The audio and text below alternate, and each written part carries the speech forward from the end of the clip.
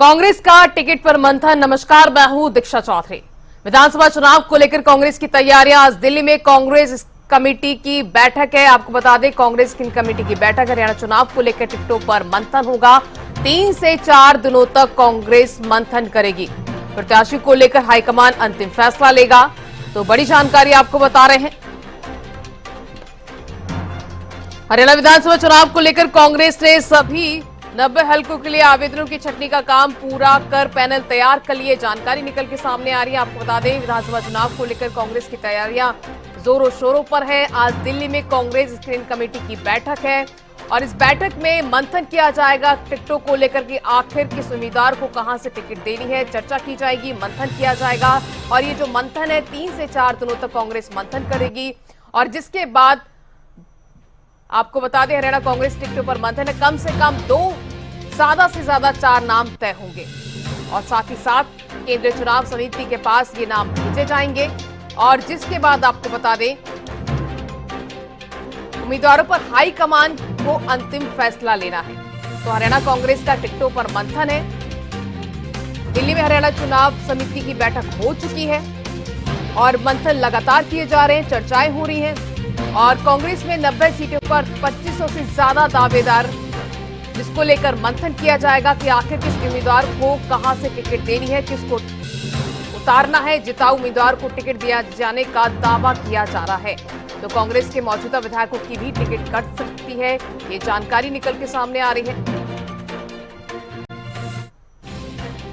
4 सितंबर तक पहली सूची आने की संभावना जताई जा रही है। आपको बता दें, हरियाणा कांग्रेस का टिकटों पर मंथन है।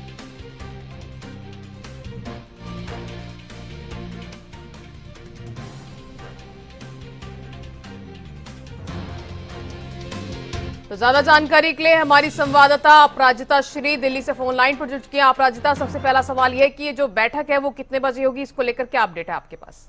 बिल्कुल, देखिए, अगर बैठक की बात करें तो करीब 12 साढ़े 12 बजे कहा जा रहा है कि स्क्रीनिंग कमेटी की बैठक आज होने वाली है। इस बैठक के अंदर मैं लेकर बात करूं तो प्रदेश स्तर पर जितनी भी बैठकें हुई है, जितनी भी चर्चाएं की गई है नामों को लेकर के, करीब 2500 जो आवेदन आए हैं, उससे ज्यादा आवेदन आए हैं, उन सभी नामों को लेकर के जितने डिस्कशन किए गए हैं, उन सभी को हम कह सकते हैं कि सेकंड आखिरी मोहर स्क्रीनिंग कमेटी की बैठक में लगाई जाएगी। वहीं इस बैठक को कहा जा रहा है करीब 3 से 4 दिन ये बैठक चलने वाली है। इसमें प्रभारी दीपक बावरिया मौजूद रहेंगे, साथ ही नेता प्रतिपक्ष भूपेंद्र सिंह हुड्डा, इसके अलावा अध्यक्ष उदयभान और इसके अलावा जितने भी स्क्रीनिंग कमेटी के सदस्य हैं वो इस बैठक में मौजूद रहेंगे। अजय माखन के द्वारा अध्यक्षता की जाएगी इस बैठक की। सभी जो भी आवेदन आए हैं उस सभी को लेकर के इस बैठक में डिस्कशन की जाएगी। साथ ही एक और अहम चीज जाती है, जिस तरीके से 2 दिवसीय अहम इंटरेक्शन हम कह सकते हैं, मुलाकात कह सकते हैं स्क्रीनिंग कमेटी के सदस्यों के द्वारा, जो हरियाणा के वरिष्ठ नेता, सांसदों, साथ ही जो उम्मीदवार सांसद थे, उन सभी के द्वारा जिस तरीके से फीडबैक लिया गया है, डिस्कशन देखे हैं, उन सभी को भी मद्देनजर रखते हुए स्क्रीनिंग कमेटी में डिस्कशन किए जाएंगे। अपराजिता, हरियाणा कांग्रेस की तरफ से 3 से नामों की बजाय सिंगल नाम का पैनल तैयार किया जाएगा, ये जानकारी निकल के आ रही है। तो देखिए, पैनल की हम बात करते हैं तो हालांकि देखिए, लोकसभा चुनाव में जिस तरीके से परेशानियों का सामना करना पड़ा था हरियाणा कांग्रेस को, जिस तरीके से टीसी में समिति की जो बैठक हुई थी, नाम घोषित कर दिए गए थे, क्योंकि ताने काफी बड़े थे। तो जब इस बात की जाएगी इस छोटे पैनल में, यानी देखिए वो उम्मीद कर रहे हैं करीब 2 से 3 नाम या फिर कोशिश में ऐसी 1 नामों की, वही ऐसा लगता है 2 से 3 नाम से ज्यादा उम्मीद की जा रही है कि इस बार जब समिति की बैठक होगी तो इससे ज्यादा नहीं होगी पैनल में। तमाम जानकारी साझा करने के लिए अपराजिता, आपका बहुत बहुत शुक्रिया। तो आपको बता दें, विधानसभा चुनाव को लेकर कांग्रेस की तैयारियां जोरों शोरों पर है और आज दिल्ली में कांग्रेस स्क्रीनिंग कमेटी की बैठक है।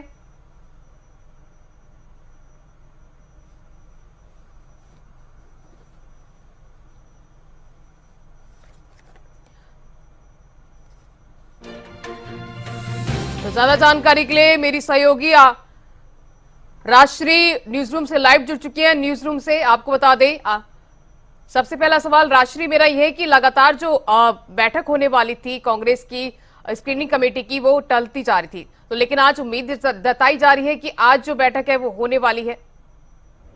बिल्कुल दीक्षा, एक तरह से देखा जाए तो बैठकों का दौर तो तमाम पार्टियों में देखने को मिल रहा है। अगर हम कांग्रेस की बात करें तो कांग्रेस प्रदेश स्तर पर कई बार बैठक कर चुकी है, लेकिन इसके अलावा अगर हम देखें स्क्रीनिंग कमेटी की बैठक को लेकर, जैसा कि आपने कहा कि बार बार बैठक टल रही थी, बिल्कुल ठीक है, क्योंकि प्रदेश स्तर पर जब बैठक हो रही थी तो दीपक बाबरिया ने साफ तौर पर पहले कहा था कि 26 तारीख को यानी कि 26 अगस्त को यह बैठक होगी, लेकिन 26 अगस्त को यह बैठक नहीं हुई, कल भी यह बैठक नहीं हुई।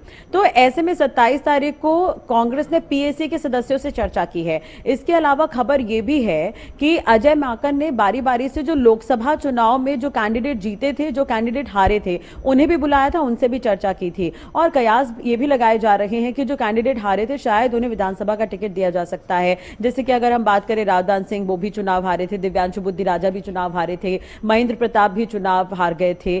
तो ऐसे में ये जो तमाम लोग हैं वो यहाँ पर पहुंचे हुए थे और उनसे बातचीत भी की गई है। और सबसे अहम बात यह है कि कांग्रेस अभी भी मंथन कर रही है। 90 विधानसभा सीटों को लेकर कांग्रेस का मंथन अभी भी जारी है।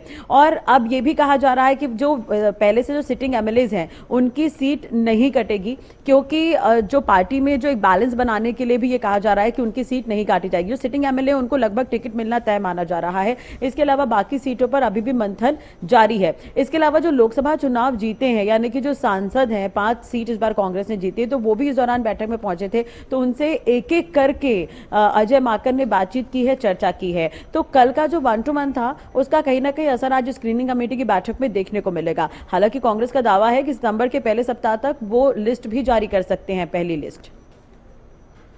राजश्री, ये जो पैरामीटर क्या रहने वाले हैं जिसको लेकर चर्चा होनी है?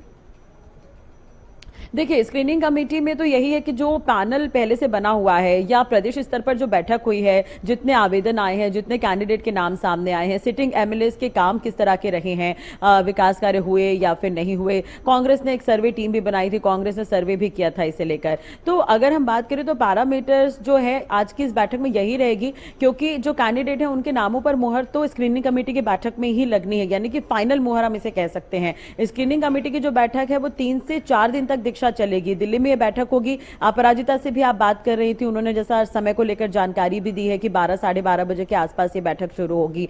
तो कांग्रेस के बीच में एक मंच पर सहमति किस तरह से बनती है ये देखने वाली बात होगी, क्योंकि कांग्रेस के लिए तो बड़ा टास्क यही है कि जो नाराजगी लोकसभा चुनाव में कांग्रेस को झेलनी पड़ी है वो नाराजगी विधानसभा चुनाव में ना हो। क्योंकि जो सिटिंग जो सांसद हैं उन्होंने भी साफ तौर पर कहा था, टिकट के बंटवारे को लेकर भी कई बार सवाल उठे हैं। इसके अलावा जो हारे हुए जो प्रत्याशी रहे हैं लोकसभा में, उन्होंने भी उसमें से कुछ ऐसे हैं जिन्होंने भीतरघात के आरोप लगाए थे। तो इस तरह की स्थिति ना बने तो तमाम चीजों को मैनेज करना कांग्रेस के लिए एक बड़ी चुनौती होगी।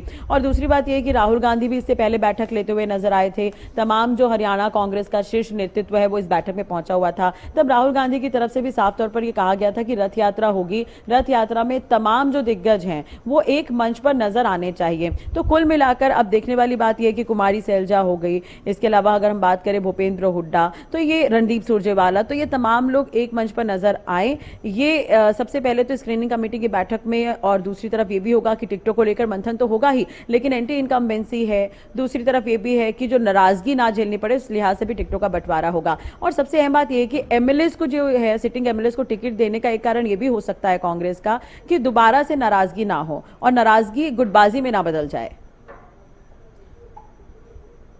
तो राजश्री, आप जिक्र कर रही थी आवेदनों का, तो कांग्रेस के लिए सबसे बड़ी चुनौती यह है कि 2500 से अधिक आवेदन आए हुए हैं और उनमें से 90 उम्मीदवार चुनना ये कांग्रेस के लिए बड़ा आसान नहीं होगा।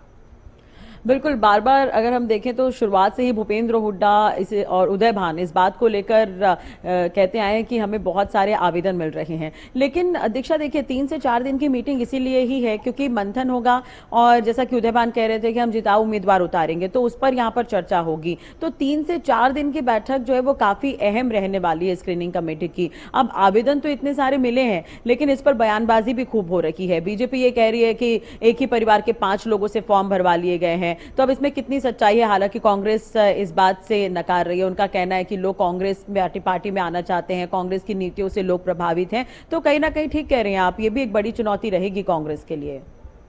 राष्ट्रीय, आप अभी बात करी थी कि भीतरघात की, तो अगर देखा जाए बीजेपी की बात करते हैं, बीजेपी की जानकारी ये निकल के सामने आ रही है कि नए चेहरे को मौका दे सकती है। और ये बात करें कांग्रेस की, तो कांग्रेस के जो बड़े दिग्गज नेता हैं वो सीएम पद के लिए उम्मीदवार का मतलब ख्वाब देख रहे हैं।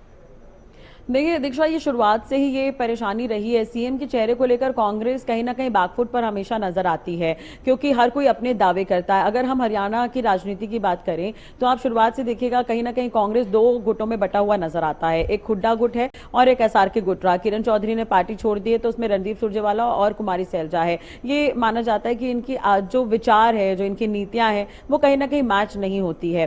खैर, हालांकि एक मंच पर आने की बात यहाँ पर कांग्रेस कहती हुई नजर आ रही है। अब सीएम के चेहरे का आपने जिक्र किया, पिछले दिनों बैठक टलती रही तो ये आरोप बीजेपी ने भी लगाए थे कि इनका हर किसी का सपना है कि वो सीएम बने, बाप बेटे किसी को आगे आने नहीं देते, तो कहीं ना कहीं हुड्डा पर निशाना साधा था। इसलिए स्क्रीनिंग कमेटी की बैठक टल रही है, ये बीजेपी की तरफ से आरोप लगाए गए थे और कहीं ना कहीं कांग्रेस पर निशाना साधा गया था।